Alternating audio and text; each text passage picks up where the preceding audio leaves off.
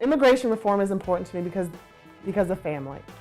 I know a family member who did try, when she was in college, they tried to deport her.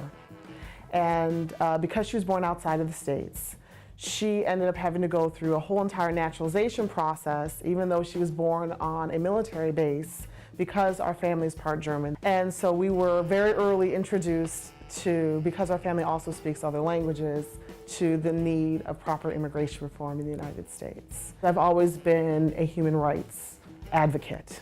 Even in elementary school, I always wanted things to be fair. I always wanted people who didn't have a voice to feel as if they were empowered somehow.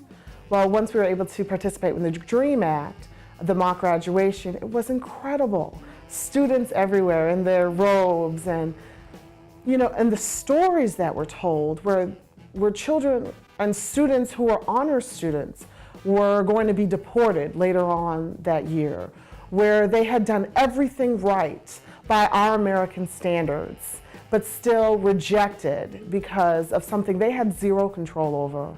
I thought, well, that's not fair. They are living in fear, trying to continue to hope for a better life for their kids, for themselves, but still living in fear because no one's willing to stand up for them.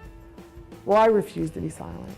I refuse to be silent. I'm going to march on immigration reform because I have no choice but to stand up like the rest of the people that stood up for who I look like, what I look like, to represent the generations that have fought. If they stood up for us, we have a right and an obligation to stand up for someone else. Keep your eyes